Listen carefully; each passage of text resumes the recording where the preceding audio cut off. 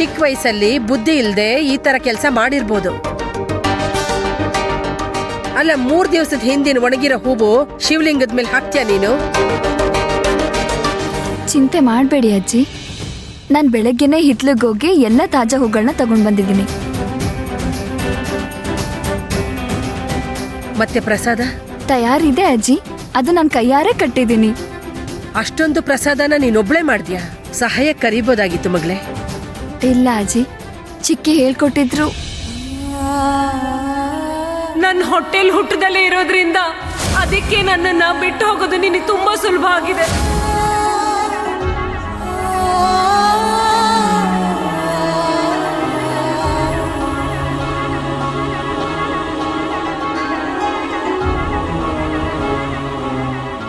ವೈನಿಧಿ ಮಗಳೇ, ಚಿಕ್ಕಮ್ಮನ್ ನೆನ್ಪಾಗ್ತಿದ್ಯಾ?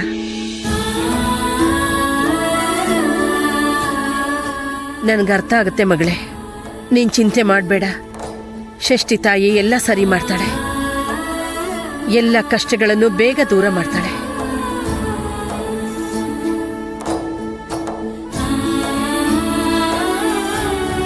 ಏನ್ ಹೇಳ್ತಿದ್ಲು ನಿಮ್ ಚಿಕ್ಕಮ್ಮ?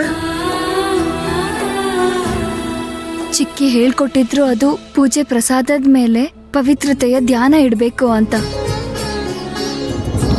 ಅದಕ್ಕೆ ಪೂಜೆ ನೈವೇದ್ಯ ನನ್ನ ಕೈಯಾರೆ ಮಾಡಿದ್ದೀನಿ. ಶಬಾಷ್. ಕಲ್ತ್ಕೊಳ್ಳಿ ಇವಳಿಂದ. ನೀವ್ ಯಾವಾಗ್ಲೂ ಕೆಲಸದವ್ರ ಮೇಲೆ ಮಾತ್ರ ನಂಬಿಕೆ ಇಟ್ಟಿರ್ತೀರ. ನಾನ್ ನಿನ್ ಕೆಲ್ಸಗಳನ್ನ ತುಂಬಾ ಮೆಚ್ಕೊಂಡಿದ್ದೀನಿ. ಈ ಶ್ರದ್ಧೆಯಿಂದ ಏನ್ ಪ್ರಯೋಜನ? ಅವಳ ಸಂಸಾರನ ಅವಳೇ ಉಳಿಸ್ಕೊಳಕ್ ಆಗ್ತಿಲ್ಲ. ಏನ್ ಹೇಳ್ದೆ? ಹಾ, ಏನೂ ಇಲ್ಲ ಅಮ್ಮ.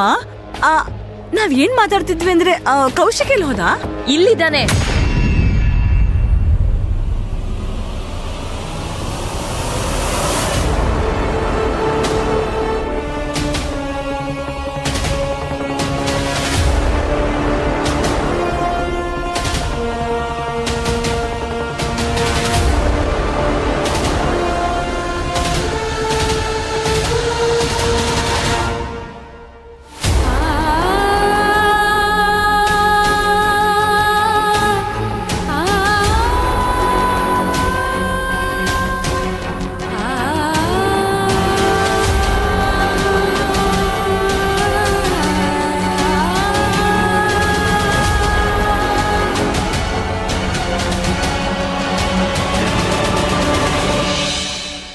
ವಾ, ನಿಮ್ಮಿಬ್ರು ಜೋಡಿನೂ ಎಷ್ಟು ಮುದ್ದಾಗಿ ಕಾಣ್ತಿದೆ.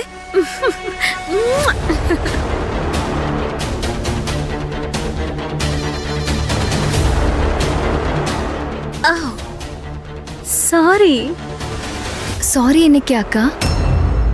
ಇಬ್ರು ಗೆಳೆಯರು ಜೋಡಿ ಆಗ್ಬೋದಲ್ವಾ? ಬಿಂಗೋ, ಮತ್ತೆ ಆಗತ್ತೆ. ನಮ್ಮಿಬ್ರಿಗೂ ಚಿಕ್ಕ ವಯಸ್ಸಿಂದ ಇದೆ ಅಭ್ಯಾಸ. ಮ್ಯಾಚಿಂಗ್ ಬಟ್ಟೆ ಹಾಕೋದು ಮತ್ತೆ ಹಳೆ ನೆನಪುಗಳನ್ನ ಫಾಲೋ ಮಾಡೋದು. ವಾ ವಾ ವಾ.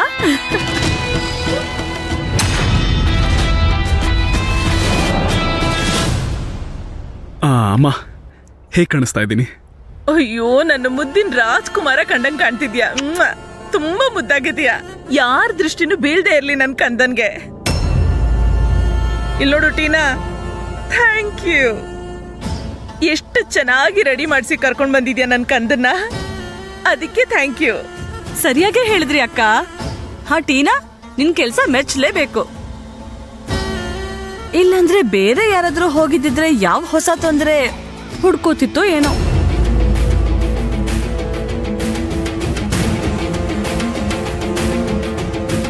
ಹೇಗಿದ್ರು ಫಸ್ಟ್ ಏಡ್ ಕಿಟ್ ಎಲ್ಲ ತಗೊಳ್ಳೋದು ಮಾಮೂಲಿ ವಿಷಯ ಅಲ್ವಾ?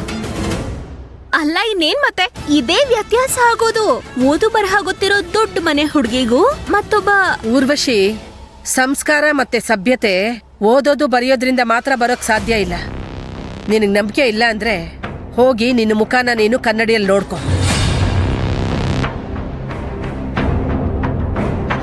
ಬಿಟ್ಬಿಡಿ ಅಲ್ವಾ ಅಜ್ಜಿ, ಪೂಜೆ ಸಮಯದಲ್ಲಿ ಮನ್ಸು ಹಾಳು ಮಾಡ್ಕೊಳ್ಳೋದು ಬೇಡ. ನಮ್ಗೆ ಇವಾಗ ಯಾವ್ದ್ರಿಂದ ಖುಷಿ ಇದೆ ಅಂದ್ರೆ ಟೀನಾ ಅವ್ರ ದೆಸೆಯಿಂದ ಆದ್ರೂ ಕೌಶಿಕ್ ಅವರು ನಮ್ಮ ಜೊತೆ ಪೂಜೆಯಲ್ಲಿ ಪಾಲ್ಗೊಂಡಿದ್ದಾರೆ.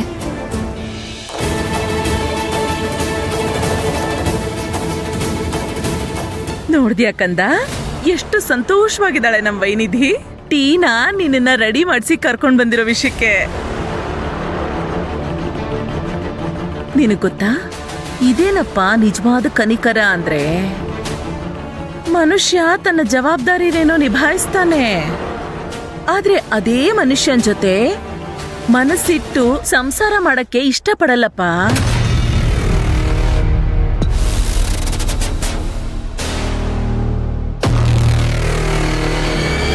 ಸರಿ, ಹಾಗಾದ್ರೆ ಮಾತುಗಳನ್ನ ನಿಲ್ಸಿ, ಇನ್ನು ಕೆಲ್ಸಗಳು ತುಂಬಾ ಉಳಿದಿದೆ. ಹಾ ಇನ್ನೂ ಏನ್ ಬಾಕಿ ಇದೆ ಅಮ್ಮ? ಮರ್ತೋದ್ಯಾ? ಕುಟುಂಬದ ಪರಂಪರೆಯಂತೆ ನಾಗರ ಪಂಚಮಿ ದಿನ ಏನ್ ನಡೆಯುತ್ತೆ? ಯಾವ ಪರಂಪರೆ ಅಂತ ನಾನ್ ಹೇಳ್ತೀನಮ್ಮ. ಶಿವನ ಆರಾಧನೆಯಲ್ಲಿ ನೃತ್ಯದ ಪರಂಪರೆ.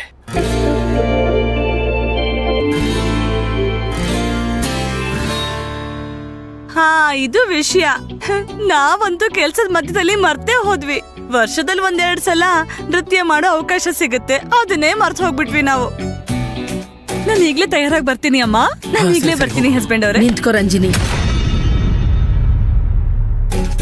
ಅಯ್ಯೋ ಅಮ್ಮ, ತುಂಬಾ ಟೈಮ್ ತಗೊಳಲ್ಲ. ಹಿಂಗೋಗ್ ಹಂಗ್ ಬಂದ್ಬಿಡ್ತೀನಿ. ನಾನ್ ಹೇಳ್ತಿದ್ದೀನಲ್ಲ, ನಿಂತ್ಕೋ. ಅದೇನಂದ್ರೆ, ಈ ಸಲದ ಪೂಜೆಲಿ ನೀನು ಮತ್ತೆ ರಾಘವೇಂದ್ರ ಅಲ್ಲ, ವೈನಿಧಿ ಹಾಗೆ ಕೌಶಿಕ್ ಈ ಪರಂಪರೆನ ಮುನ್ನಡೆಸ್ತಾರೆ.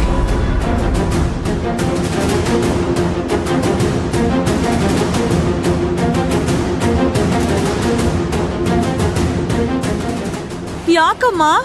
ಆದ್ರೆ ಪ್ರತಿ ವರ್ಷ ನಾನು ಹಸ್ಬೆಂಡ್ ಅವರು ನೃತ್ಯ ಮಾಡ್ತಾ ಇದ್ವಲ್ಲ. ಯಾಕಂದ್ರೆ ಕಿರಣ್ ಮತ್ತೆ ಊರ್ವಶಿ ತಯಾರಿರ್ಲಿಲ್ಲ. ಕುಟುಂಬದ ಪರಿವಾರದ ಅನುಸಾರವಾಗಿ ಈ ನೃತ್ಯನ ಹೊಸ ಜೋಡಿ ಮಾಡ್ಬೇಕಾಗತ್ತೆ.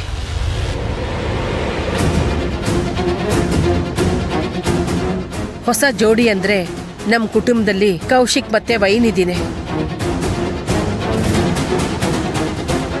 ಇವಾಗಿಂದ ಇದನ್ನೆಲ್ಲ ಅವರೇ ಮಾಡ್ಲಿ ಬಿಡು. ಬೇಡ,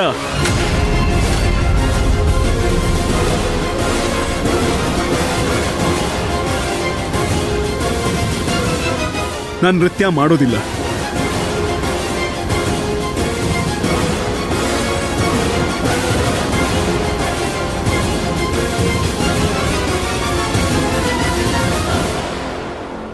ಏನಾಯ್ತು ಪುಟ್ಟ? ಏನ್ ವಿಷಯ ಪುಟ್ಟ? ಏನಾಯ್ತು? ಅದು ಕಿರಣ್ ಮಾಡ್ಲಿಲ್ವಲ್ಲ, ಹಾಗಾಗಿ ನಾನು ಮಾಡಲ್ಲ.